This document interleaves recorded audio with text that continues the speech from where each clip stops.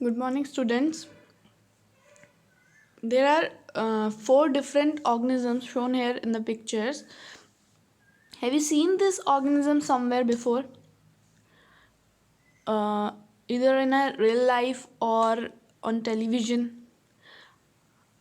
तो ये जो पिक्चर्स में ऑर्गेनिजम्स हैं ये आप लोगों ने कहीं ना कहीं पे देखे ही होंगे. तो हमारे जो सराउंडिंग्स हैं उसमें अलग अलग तरीके के ऑर्गेनिजम्स पाए जाते हैं. Different type of organisms are found in our surroundings. But are there any organism which are not visible to us? क्या हमारे सराउंडिंग में ऐसे भी ऑर्गेनिजम्स हैं, ऐसे भी जीव हैं जो हमको दिखते नहीं हैं पर दिखते नहीं? तो इसका जवाब है कि हमारे सराउंडिंग्स में ऐसे ऑर्गेनिजम्स हैं और वो हमें इसलिए नहीं दिखते क्योंकि वो बहुत छोटे हैं. तो let's start with the chapter second of class 8 NCERT book, science book, microorganisms, friend and foe. तो फ्रेंड मतलब दोस्त, सबको पता है. फ्रेंड मतलब होता है दोस्त, मित्र जो हमारा अच्छा चाहता है. और फो मतलब होता है फ्रेंड का अपोजिट, यानी कि दुश्मन जो हमारा बुरा चाहता है. तो सबसे पहले हम समझते हैं कि व्हाट आर माइक्रो ऑर्गेनिजम्स. सो अगर माइक्रो ऑर्गेनिज्म वर्ड को अगर हम ब्रेक करें तो उसी के अंदर दो वर्ड छुपे हैं. First one is micro, other one is organisms. Micro मतलब वेरी स्मॉल, बहुत छोटा. ऑर्गेनिज्म मतलब कोई भी जीव, कोई भी living thing. So most of the micro organism are इतने स्मॉल होते हैं साइज़ में कि हम इनको अनएडेड आइज से नहीं देख सकते. अनएडेड मतलब without any help, without any instrument. बिना किसी इंस्ट्रूमेंट के हमको ये नहीं दिखते हैं. ये हमारे सराउंडिंग में प्रेजेंट रहते हैं पर हमको नहीं दिखते हैं. तो इसके लिए हमको कुछ इंस्ट्रूमेंट्स यूज़ करने पड़ते हैं, जैसे कि मैग्नीफाइंग ग्लास. मैग्नीफाइंग ग्लास इतना इफ़ेक्टिव नहीं होता, उससे हम ज़्यादा माइक्रो ऑर्गेनिजम्स नहीं देख सकते. तो मोस्टली जो इंस्ट्रूमेंट यूज़ होता है that is microscope. Here you can see the picture of a microscope. It is used to see very small objects, very small living organisms. Okay, and here you can see I have underlined one word, microbes. It is the another name for microorganisms. तो microorganism मतलब सूक्ष्म जीव, बहुत small organism, और उसका दूसरा नाम है microbes. So microorganisms are divided into four major groups. Microorganisms को हम four groups में divide करते हैं. तो first one is bacteria. अब बैक्टीरिया एक प्लूरल फॉर्म है. अगर बहुत सारे बैक्टीरिया रहेंगे तो we will call it bacteria. अगर एक रहेगा तो that we will call it bacterium. तो bacteria can be of different types. For example here it is given spiral bacteria या रॉड शेप बैक्टीरिया. ऐसे ही अलग अलग तरीके के बैक्टीरिया होते. Then second group is fungi. तो fungi is again plural form. बहुत सारे रहेंगे तो फंगी, एक रहेगा तो फंगस. अब in this picture it is a very common picture. तुम लोगों ने देखा होगा कभी कभी जब हमारा घर पे खाना या ब्रेड बहुत दिनों का हो जाता है, 3-4 दिन तक रखा रहता है, और स्पेशली इन रेनी सीज़न, गर्मी और रेनी सीज़न के टाइम पे तो खाना बहुत जल्दी ख़राब हो जाता है. उसमें तुमने देखा होगा कुछ कॉटन लाइक स्ट्रक्चर ग्रो करने लगते हैं, थ्रेड लाइक स्ट्रक्चर. तो दैट इज़ अ फंगस. और ये जो पिक्चर में ब्रेड के ऊपर जो फंगस है दैट इज़ ब्रेड मोल्ड. नाम है उसका bread mould. Then third group is algae. Algae का सिंगुलर फॉर्म है alga. Then again the first picture you see, it is also a very common picture. या आप लोगों ने देखा होगा कि कहीं भी कोई पॉन्ड रहती है या लेक कभी कभी, तो उसके ऊपर काई, हम इसको हिंदी में बोलते हैं कभी कभी, काई ऐसे ग्रीन कलर का मास रहता है. तो ये मास जो है दैट इज़ एल्गी. तो again two examples are there, chlamydomonas and spirogyra. Then fourth and the last group of microorganisms is protozoa. Its singular form is protozoan. And its examples are amoeba and paramecium. So in your NCERT book, first picture is from your NCERT book, second picture is the microscopic view of amoeba. अगर amoeba को हम microscope के under में देखते हैं तो हमको ऐसा दिखता है। अमीबा की कोई फिक्स शेप नहीं रहती, amoeba is shapeless. Then third picture is of paramecium under microscope. तो अगर हम उसको माइक्रोस्कोप के अंदर देखेंगे तो हमको ऐसा दिखेगा। So these were the 4 group of micro organism: bacteria, fungi, algae and protozoa. Then let's know about viruses. तो आजकल बहुत चल रहा भी है कोरोना वायरस। तो वायरसेस आर ऑल्सो माइक्रोस्कोपिक, ये भी बहुत छोटे होते हैं, माइक्रोस्कोपिक होते हैं। तब हम इनको माइक्रो ऑर्गेनिजम्स के ग्रुप में क्यों नहीं लेते हैं? हमने अभी पढ़ा कि माइक्रो ऑर्गेनिज्म में 4 मेजर ग्रुप्स होते हैं, जैसे कि बैक्टीरिया, फंगी, अलगी एंड प्रोटोजोआ। ये 4 ग्रुप्स होते हैं। तो वायरसेस भी बहुत छोटे होते हैं, हमको दिखते नहीं है, पर हम इसको ग्रुप में क्यों नहीं लेते हैं? तो इसका रीज़न ये है कि because viruses only reproduce inside the cells of the host. जब वायरस हमारे सराउंडिंग में रहता है, बाहर रहता है, तो वो इनएक्टिव स्टेज में रहता है, ऑलमोस्ट लाइक डेड। ऐसे रहता है जैसे मतलब बिल्कुल इनएक्टिव रहता है। जैसे ही उसको कोई बॉडी मिलती है, जैसे वो किसी बॉडी में एंटर किया, किसी भी बैक्टीरियम के बॉडी में एंटर किया, प्लांट की बॉडी में एंटर किया, या फिर एनिमल्स की बॉडी में एंटर किया, तब वो जाके एक्टिव हो जाता है, तब वो अपने आप को डिवाइड करने लगता है। तो it is almost like dead outside the body. तो इसीलिए हम इसको माइक्रो ऑर्गेनिज्म के ग्रुप में नहीं रखते हैं। So here is the picture of corona virus. Okay, अब हमने पढ़ा माइक्रो ऑर्गेनिज्म के बारे में कि कौन कौन से होते हैं। अब मैं आपको बताती हूँ कि ये हमें कहाँ मिलते हैं या कहाँ रहते हैं। तो माइक्रो ऑर्गेनिज्म्स जो हैं इतने सारे होते हैं कि ये किसी भी तरीके के इन्वायरमेंट में रह सकते हैं। मतलब कोई ऐसा भी होता है जो बहुत आइस कोल्ड क्लाइमेट, बर्फ़ में रह सकता है। कोई ऐसा भी होता है जो एकदम गर्म जगह पे, गर्म मतलब 100 डिग्री सेल्सियस के ऊपर वाले तापमान पर भी रह सकता है। कोई एकदम डेजर्ट में भी रह सकता है जहाँ पे बिल्कुल पानी नहीं है। कोई मार्शी लैंड्स मतलब कीचड़ वाली जगह जहाँ पे बहुत वाटर एंड सॉइल होता है, वहाँ पर भी रह सकता है। तो बहुत सारे माइक्रो ऑर्गेनिजम्स हैं, वो कहीं भी हो सकते हैं, कहीं भी रह सकते हैं। और बहुत सारे माइक्रो ऑर्गेनिज्म हमारी बॉडीज़ के अंदर भी रहते हैं, एनिमल्स एंड ह्यूमंस की बॉडी के अंदर भी रहते हैं। और ये जो माइक्रो ऑर्गेनिजम्स हैं, कुछ हमारी बॉडी के अंदर, आप लोगों को पता है कि हमारी बॉडी के अंदर कुछ बैक्टीरिया होते हैं और वो हमारे लिए अच्छे होते हैं। जैसे आपने टीवी में अगर एड्स वगैरह देखे होंगे तो उसमें भी आते हैं प्रोबायोटिक्स याकुल्ट वगैरह। तो ये हमारी बॉडी में क्या करते हैं, जो गुड बैक्टीरिया होते हैं उनको बढ़ाते हैं, उनकी क्वांटिटी को बढ़ाते हैं। ये हमें डाइजेशन में हेल्प करते हैं।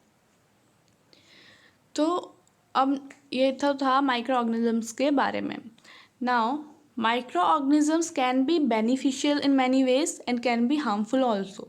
माइक्रो ऑर्गेनिज्म के अलग अलग रूप हैं। ये हमारी हेल्प भी करते हैं, और कुछ माइक्रो ऑर्गेनिज्म तो हमारी हेल्प करते हैं और कुछ माइक्रो ऑर्गेनिज्म हमको नुकसान पहुंचाते हैं।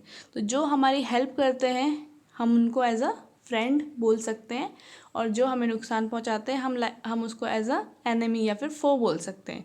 तो जैसे कि चैप्टर में लिखा था माइक्रो ऑर्गेनिज्म फ्रेंड और फो। तो लेट्स सी, उसी के बारे में आगे पढ़ते हैं। तो सबसे पहले we will study about micro organism as a friendly micro organism. तो सबसे पहला वो हमारी हेल्प कैसे करता है, in making of curd and bread. जो कर्ड होता है, जो दही होता है, दही के अंदर एक बैक्टीरियम होता है जिसका नाम है लैक्टोबैसिलस। तो ये लैक्टोबैसिलस क्या करता है, अब आपको पता होगा कि जब हम दही जमाते हैं, दही बनाते हैं, तो हम थोड़ी सी दही भी उसके लिए काफ़ी होती है। तो हम दूध में थोड़ी सी दही डालते हैं तो उस दही में क्या प्रेजेंट है, उस दही में प्रेजेंट है बैक्टीरियम लैक्टोबैसिलस। जब हमने उसको मिल्क में डाला तो लैक्टोबैसिलस मिल्क में मिक्स हो गया। अब वो लैक्टोबैसिलस क्या करेगा, मिल्क में वो मल्टीप्लाई होता है, डिवाइड होता है, अपना नंबर बढ़ाता है और उसके बाद वो पूरे मिल्क को क्या करता है, कर्ड में कन्वर्ट कर देता है, दही में कन्वर्ट कर देता है। तो it was about making of curd.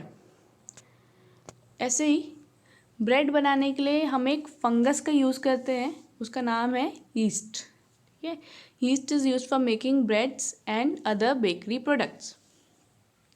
तो इसके लिए एक वीडियो भी है, I will show you after this slide.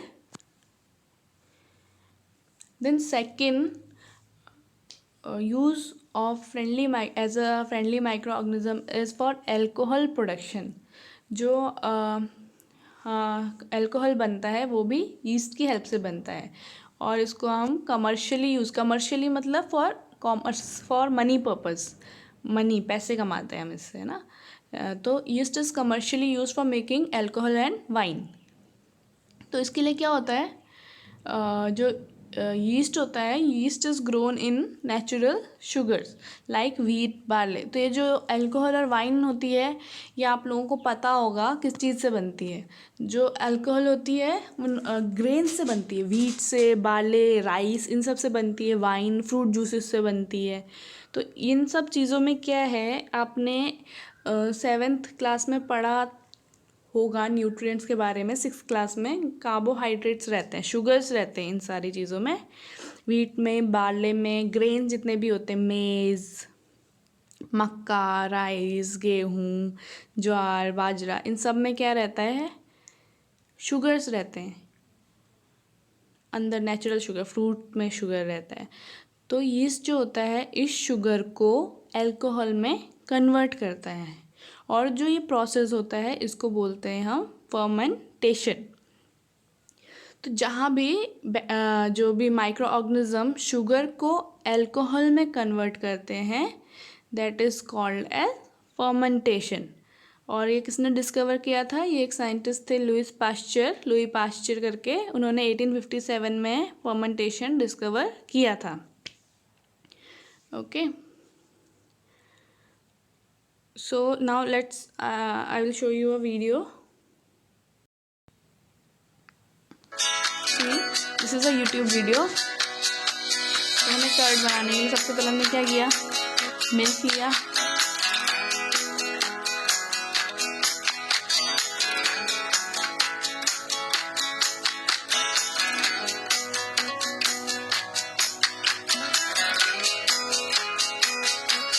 और इस मिल्क को बॉईल किया। तो ये जो हम बॉईल कर रहे हैं, हम क्यों बॉईल कर रहे हैं, ताकि जो मिल्क में पहले से कुछ micro organism, harmful micro organism है, वो सारे पहले ख़त्म हो जाए गर्मी से। वो हम हमेशा दूध को उबालते हैं ना पहले, ताकि कोई भी उसमें माइक्रो ऑर्गेनिज्म प्रेजेंट हो तो वो मर जाए। फिर इसके बाद दूध उबलने के बाद उसको थोड़ा सा ठंडा होने देना है और उसमें कर्ड मिक्स करनी है। अब हमने कर्ड मिक्स करी, कर्ड में क्या था, लैक्टोबैसिलस था और वो मिल्क में मिक्स हो गया। अब कुछ टाइम बाद वो लैक्टोबैसिलस क्या करेगा, उस सारे मिल्क को कर्ड में चेंज कर देगा एंड इस प्रोसेस को भी हम फर्मेंटेशन बोलते हैं।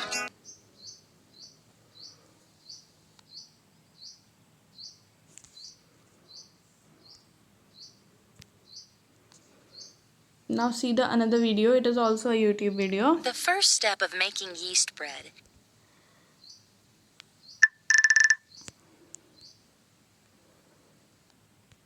See, ये जो है ये है यीस्ट, जो हमने अभी फंगस पढ़ी थी, ये यीस्ट है।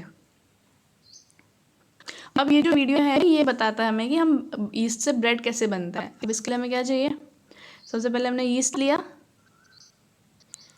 उसके बाद मिल्क लिया, कुछ थोड़ा सा वार्म मिल्क,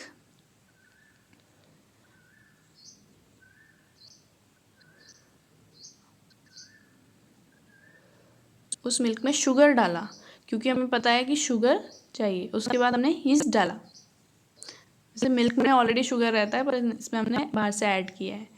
अब यू कैन सी यहाँ पे बबल्स उठ रहे हैं, बबल्स उठ रहे हैं मतलब गैस रिलीज हो रही होगी। This gas is carbon dioxide.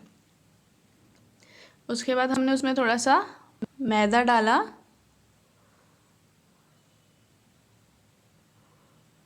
जिससे ब्रेड बनेगा।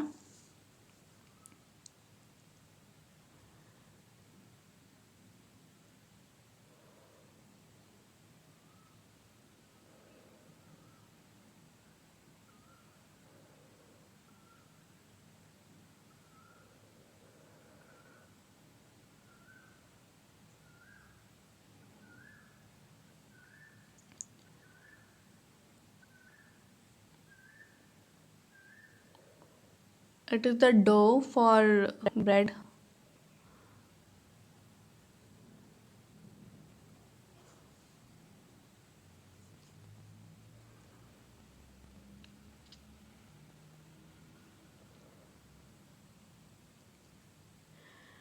अब सी स्टूडेंट्स, अब हमने इसको यहाँ पे कवर किया। See the size of this dough and if you see after some time,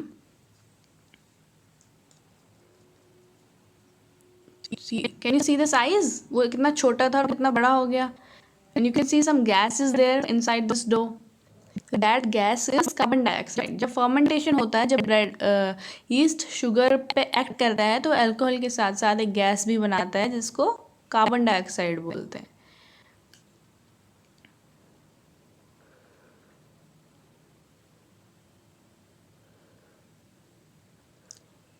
तो जो हमारे ब्रेड के बीच में आप लोगों ने देखा होगा थोड़े थोड़े होल्स रहते हैं एयर के जैसे, एयर की वजह से, वो किसकी वजह से होते हैं, कार्बन डाइऑक्साइड की वजह से। तो ब्रेड बनाने का एक इम्पॉर्टेंट कंपोनेंट है ईस्ट। अब यहाँ पे फिर से again you see the size, सी।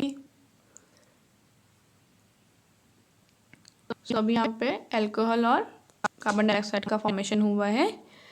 पर जब हम ब्रेड, अब ये इसको इसके बाद हम ओवन में डाल के बेक कर देंगे तो हमारा ब्रेड हमको तैयार मिलेगा।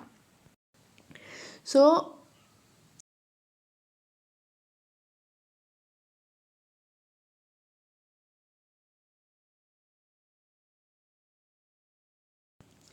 तो हमने अभी वीडियो में देखा कि कैसे कर्ड, बैक्टीरियम की हेल्प से कर्ड बनती है और कैसे ईस्ट की हेल्प से ब्रेड बनता है। तो इस पूरे प्रोसेस को हम फर्मेंटेशन ही बोलते हैं। और एक क्वेश्चन मेरा ये है कि जब फर्मेंटेशन में अल्कोहल बनता है, जब ब्रेड फॉर्मेशन में अल्कोहल बनता है, तो जब हम ब्रेड खाते हैं तो हमको अल्कोहल फील क्यों नहीं होता। तो इसलिए फील नहीं होता क्योंकि अल्कोहल जो है वो वॉलेटाइल होता है, वो उड़ जाता है हवा में।